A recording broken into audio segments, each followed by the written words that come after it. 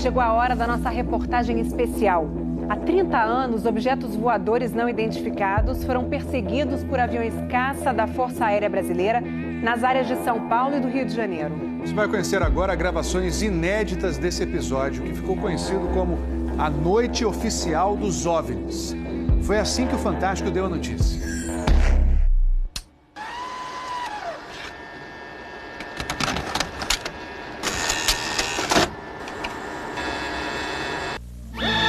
Esta semana, altas autoridades militares do Brasil admitiram publicamente pela primeira vez ter visto objetos voadores não identificados, os OVNIs. O próprio ministro da Aeronáutica, Brigadeiro Moreira Lima, deu a entrevista para informar que pilotos das bases de Santa Cruz, no Rio de Janeiro, e de Anápolis, em Goiás, chegaram até a perseguir e a ser perseguidos pelos objetos voadores não identificados na região de São José dos Campos, sobre o Vale do Paraíba, e trechos do estado do Rio de Janeiro. Eram 21 OVNIs, segundo os militares, que ficaram mais de 3 horas sobrevoando o território brasileiro na noite de segunda e madrugada de terça-feira. Toda vez que é detectado algum objeto não identificado, evidentemente há um processo bastante eficiente de verificar se foi alguma aeronave que está voando sem um plano de voo aprovado, etc. Mas quando se comprova que é algo diferente, as aeronaves então são acionadas. O que ocorreu foi que os radares detectaram vários objetos não identificados. Veja agora, minuto a minuto, o que aconteceu naquele 19 de maio. Às 8h30 da noite, um ponto luminoso é avistado pelo controlador de tráfego aéreo na torre do aeroporto de São José dos Campos, São Paulo. Um avião Xingu da Embraer se aproxima para pouso e o controlador pergunta ao comandante: "Você está vendo o ponto luminoso?" O Xingu confirma o avistamento, muda a rota e tenta se aproximar do OVNI. Quem estava no comando do avião era o coronel Osiris Silva, que voltava de Brasília depois de tomar posse como presidente da Petrobras. Eu vi um objeto luminoso no espaço, parecia um astro normal. Eu voei na direção dele e após 5, 6 minutos de voo, fiquei com a impressão de que ele começou a esmaecer, a perder a intensidade e o brilho. 9h14 da noite. O controle de radar de São Paulo registra sinais sem identificação. 9h20. O controle aéreo em Brasília confirma a presença de objetos voadores não identificados. 10h23. O primeiro jato F-5 decola da base aérea de Santa Cruz, no Rio de Janeiro. Ele carrega armamento de guerra pronto para ser acionado. 10h45. O radar da base aérea de Anápolis, em Goiás, detecta sinais no radar. Um Mirage também armado decola em busca dos OVNIs. 11h15 da noite. O piloto do primeiro F-5 a entrar em ação avista um ponto luminoso e começa a perseguir o objeto voador não identificado. Nosso objetivo justamente era esse, se aproximar e identificar. Nós não conseguimos nem nos aproximar, muito menos identificar. 11h17. Mais um Mirage decola da base de Anápolis para perseguir os objetos. 11h20. O caça F-5 recebe pela primeira vez um sinal no radar de bordo confirmando a presença do objeto não identificado à sua frente. 11h36. O terceiro Mirage sai da base de Anápolis, mas não consegue contato visual com os OVNIs. Naquela noite, 5 jatos da Força Aérea foram acionados e retornaram sem conseguir se aproximar dos objetos. Os radares do Sindacta em Brasília registraram um total de 21 sinais desconhecidos no céu do Brasil. O grande personagem dessa história foi o controlador de voo que estava na torre de São José dos Campos. O sargento Sérgio Mota da Silva, que aparece nessa foto tirada na Torre de São José poucos dias depois do incidente, foi quem deu o primeiro alerta sobre OVNIs. 30 anos depois, Sérgio, que hoje é controlador de voo civil, deu a primeira entrevista para uma TV. Ele preferiu não mostrar o rosto. Tem alguma coisa aqui no setor noreste de São José? Um farolzinho por lá? Eu estou olhando bem, o bicho está parado. Quem sobe, quem desce, vai para a esquerda e para a direita. Está paradinho lá. Não estou olhando, não é estrela não. É um farol.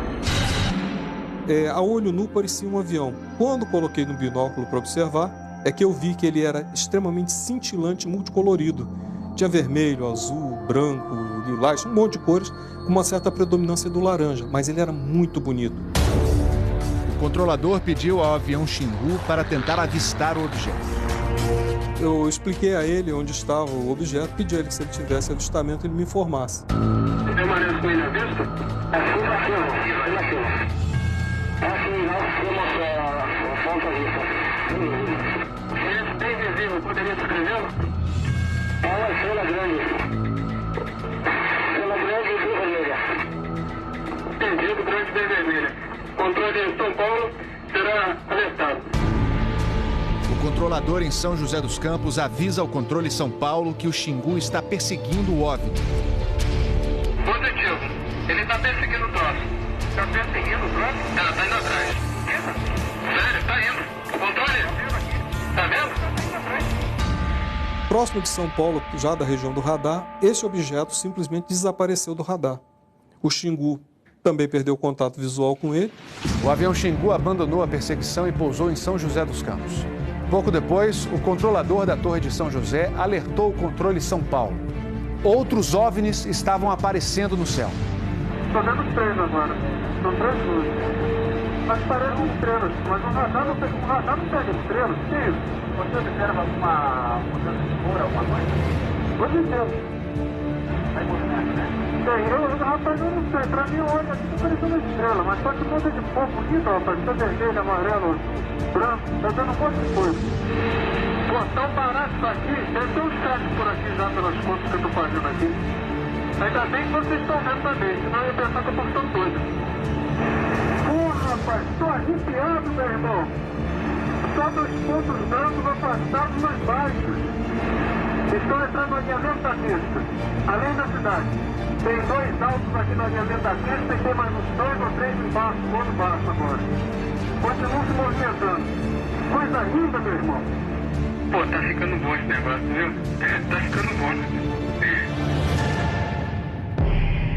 O controlador Sérgio Mota da Silva faz uma revelação surpreendente.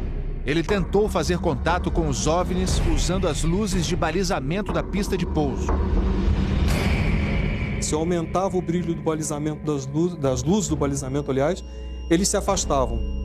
E se eu diminuía a intensidade das luzes do balizamento, eles se aproximavam. Pareciam responder de modo inteligente aos sinais que eu fazia com as luzes da pista de pouso e decolagem. O controlador Sérgio fala com o controle aéreo em Brasília. Fala, Brasília. Brasília? Boa noite, bem-vindo ao Festival dos Discos Voadores. É uma loucura isso aqui, cara. Pô, os que eu pude ver mudavam de cor o tempo todo. Vermelho, amarelo, azul, lilás, aquele festival de cores. As ocorrências terminaram já perto do nascer do dia, lá pelas 4 e pouco, 5 horas da manhã. Os últimos objetos foram vistos. Como é que tá a situação aí? Ô, rapaz, isso aqui foi um festival. E agora, como é que tá? Agora não sei o que é mais não. Você não informa nada. Positivo. Mas você não sabe nada. Positivo. O Fantástico também teve acesso às gravações das conversas entre os pilotos e a defesa aérea. Um desses pilotos era o capitão Armindo de Souza Viriato. Veja agora como foi que ele perseguiu um OVNI com armamento pronto para ser usado. Eu estou em contato. Confirma? Estou em contato. Prossiga nesse contato, caçador. 7. Caçador passando a rojão. 7. Caçador passando a rojão. No código dos pilotos, isso quer dizer que o caçador, o avião caça, entrou na situação rojão. O míssil está pronto para disparar. Prossiga nesse contato. Foi, tem o Judite agora.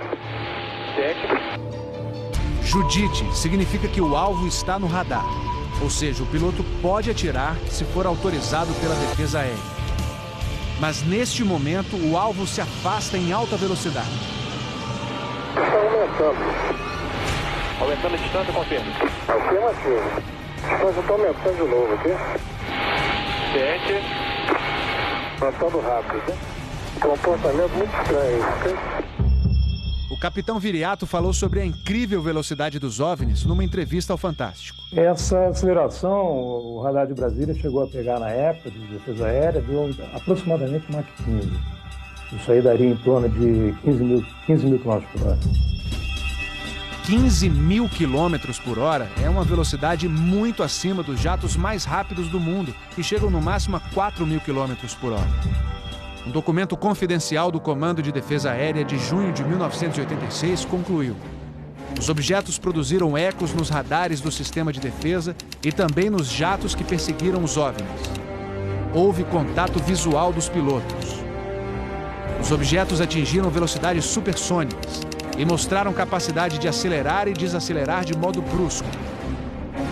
E a principal conclusão do relatório: os fenômenos são sólidos e refletem inteligência, pela capacidade de acompanhar e manter distância dos observadores, como também voar informação. Não foi possível identificar a origem dos objetos. Foram esses dois ufólogos, pesquisadores de OVNIs, que conseguiram no Arquivo Nacional em Brasília a liberação gratuita dessas gravações. O fenômeno OVNI é real, existe, e o governo sabe disso, as Forças Armadas sabem disso. Essa documentação sendo exposta para o público permite que as pessoas entendam que isso não é brincadeira. Não tem como a gente falar que seriam naves extraterrestres, né? Eram objetos voadores não identificados. Não podemos dar qual a procedência deles, qual a origem. É alguma coisa inexplicável do nosso ponto de vista tecnológico à época e mesmo ainda hoje.